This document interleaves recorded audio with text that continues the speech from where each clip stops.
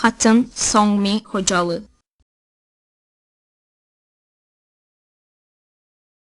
Regiment number 336 Guards, Motor Infantry. Some officers and soldiers earned for a living by selling military preparations. All the more the clients, local Armenians, had free access to the territory of Regiment number 336 Guards, Motor Infantry. Shells and grenades were also being sold. Taking advantage of this, one of the soldiers' well-wishers suggested the senior lieutenant money for a small favor. The favor in the following: every night they drove the B&B armed cars from the regiment to guard and patrol some roads. But what if to change their route a little, to drive to an Azerbaijani village and make some shooting at it? The senior lieutenant, though stretched behind an earring, decided to meet with the benefactor halfway. The senior lieutenant started a combat mission, but he did not drive alone. He took 2 soldiers with him beforehand, having promised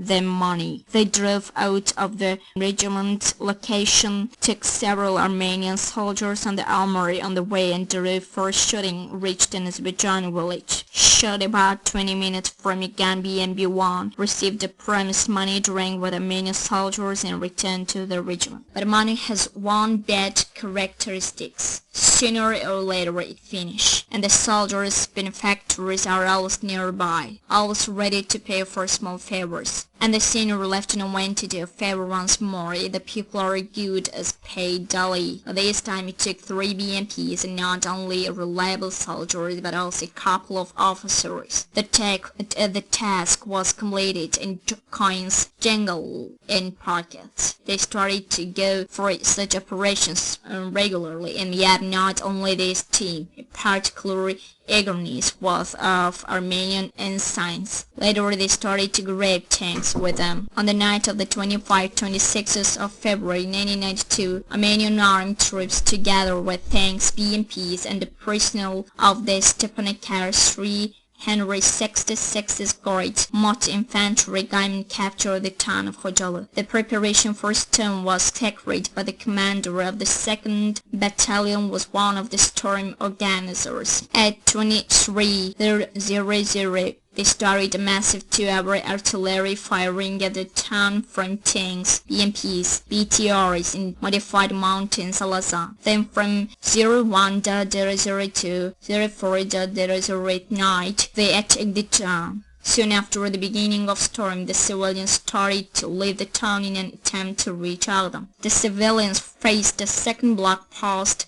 they had no idea about, and from this post at a short distance, Armenians started machine gun firing at Khojaly refugees. They massacred adults as well as children, young and old people without distinction. The road was gradually getting a bloody snow medley littered with human corpses. Bleeding bodies lay side by side, one and another. Madame Jamil himself was hostage, but he said he would not leave anyway. In the morning we were convoyed to Khankande. My father, Salib of Rahim Khudaverdol, was taken away somewhere. I haven't seen him since. We saw them cut the Massati Turk's head and ears off and take with them. They kicked his cut-off head later. Ahmed were the latest names. My son, 7-year-old Yaver Aliyev, got 2 gun wounds. My eldest sister's 2 grandchildren and a daughter-in-law were killed before my eyes. 2-year-old Natman was shot down as she was crying loudly. Her mother was killed first. My nephew, the son of my sister, and her husband were seriously wounded. I do not know what happened to them afterwards. Original Khatrat among the 8 years old. We were already sleeping when we were waken up by noise and thunder. When I got out of bed, I saw the neighbor's house burning. We ran, my father, mother, and 4 of us children. My aunt Sewell was with us, and the neighbors with 2 children. Then the uncle Shaikh said we were to run to the forest. First my father and mother were near me. My younger sister Khayala was in the mother's arms, the other one in father's. Near the village of Nakhchivan we had again. At the crack of dawn first my mother was shot down. Then the aunt Sewell was gunned down. When they shot at me, My mother was beside. She wasn't blush, she could not run. We had lost a father in the forest before. I didn't feel pain, I just don't remember anything as I was killed a little. One time I saw someone carrying me, but I could not see who that was. Had a good gun wound on shoulder and chest, with her lung touched. She had a pleural hemorrhage, bullets broke her ribs. Abdullah Babisala, 4 years old.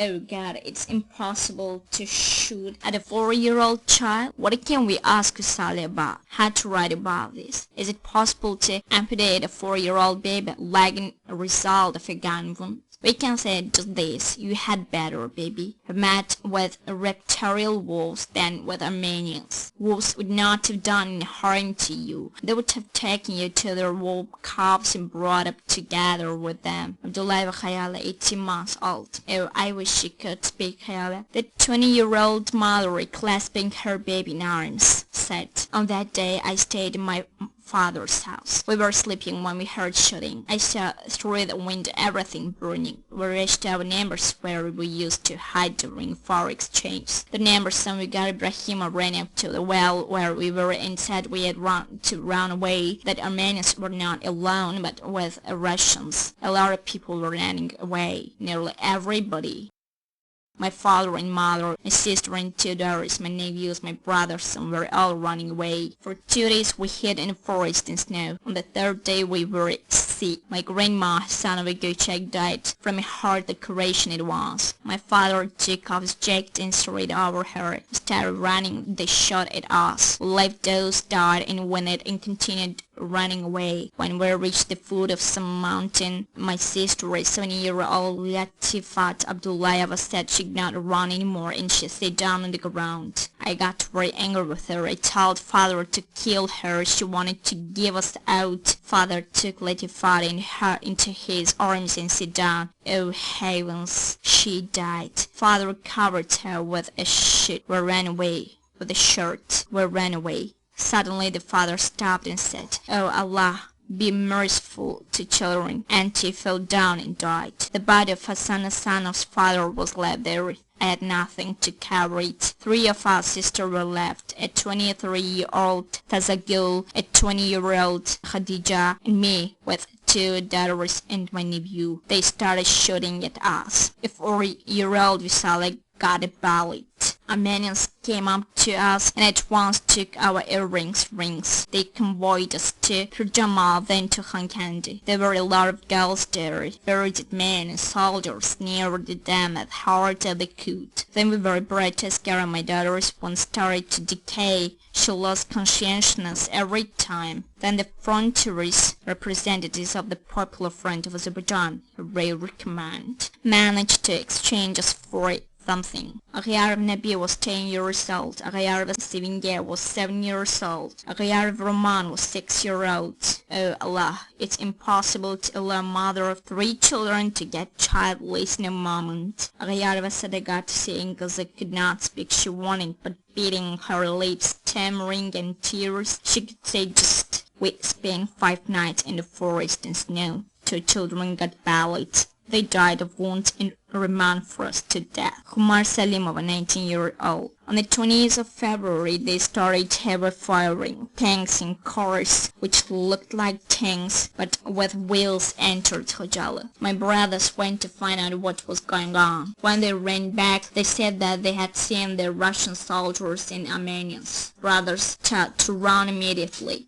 We took the children, ran away to the Khojaly mountains. While running, a shell burst killed a woman who was running nearby and was wounded on face and shoulder. Could not run anymore. I was creeping along. In the bottom of a gully, I saw our neighbors. We crept a ditch to hide ourselves from shells and bullets. On the down, we saw Russians and Armenians near the ditch. They were cursing hard and started to shoot again. Guliyev Taleh died from a gun wound in his mouth. After that they began crashing his head into pieces before his wife's eyes, and when Rahilia Guliyeva cried she was also shot down. A year-old Samir was creeping along his dead mother and crying very loudly. Then an Armenian broke his head with a gun, but I was taken by an Armenian in the room somewhere. He beat me to make me go, but I could not step our corpses on the ground. Someone started shooting again. They hit me in the arm and I fell down. I was lying among dead people. I thought I was also dead. When it got dark, I tried to creep, and then I heard voices speaking Azeri. I called out mother, did not remember anything else. I got awake in hospital. Yeah, all this has happened, and the war is not turned over. Moreover, Russia, with which the Azerbaijani people got through all hardships and ordeals of the 20th century, in which was supported by them at the most serious and important historical moment within almost 2 centuries, suddenly got blind and deaf, and the Russian Defense Ministry informed in an oral form about no facts on the matter of the official protest concerning participation of its Regiment number 366 and the Khojaly tragedy. Mass media suddenly exposed a tactful reserve, and just the same Moskovsky Novosti belligerently informed the world only dead were left in Khojaly. On the night of the 25th to 26th of February 1992, the Russian Motor Infantry Regiment number 366 dislocated in Stepanakert together with Armenian gangs carried out punitive actions in the town of Khojaly. A soldier from the regiment Victoria Ivleva testifies that she saw with her own eyes the army armors, artillery firing over the town which preceded the capture. Victoria Ivleva confesses in her participations as a soldier of the 2nd Troop in the capture of Khojaly. I noted something moving to us, something like a cloud that was a crowd of half-clothed people. The last in the crowd of Turks, Azerbaijan's rare command, was going a woman with 3 children, barefooted in snow. She hardly moved, often fell down, as found her youngest baby was just 2 days old. What happened to these women was possible to observe on a TV tape, where there is an operator sobbing instead of a sound heard. People were directly shot down on the slope of a hill. In one of the pictures of the soldier of the Russian Motor Infantry Regiment number 366 Victoria Ivleva, there are 4 brave fidans over the corpses of fallen others. This way, the fascists took photos against the background of gallows in a shameful poison. Belief, the Izvestia newspaper correspondent testifies. From time to time, bodies of the Regan Azerbaijanis were brought to Agdam in exchange for life hostages. One could not see this in a nightmare, but put out eyes, ears cut off, scalps, heads, bunch of several corpses which had been drawn on the ground with a rope attached to an armed troop carrier for a long time. No limits in persecution. Leonid Kravet, military pilot and mayor, on the 26th of February took the wounded from Stepanakert and flew back through the Ascaran gate. My eyes got a sight of some stains down. I flew there and my bored mechanic cried out, "Look! There are women and children," and I myself saw about 200 killed people thrown all over the slope, where armed people were strolling among. Then we flew over and tried to take bodies. A local military captain was with us. He found there his 4-year-old son, was crushed skull, and he lost his mind. Another child whom we managed to pick up before they started shooting at us was headless. I saw everywhere maimed bodies of women, children, and old people. The time has come. Armenia is to make its political, human rights, and material account for genocide against Azerbaijanis, one of the scariest in the bloody history of 20th century. As to Russia pretending to a role of a strategic partner of Azerbaijan and a correct mediator in settling their Azerbaijan-Armenia interest stage interstate conflict, she could significantly strengthen its authority in the Azerbaijan society and before the whole civilized world as well, if she in the capacity of a right ethne of the former USSR condemned the Khojaly tragedy as genocide against the Azerbaijani people and a crime against mankind.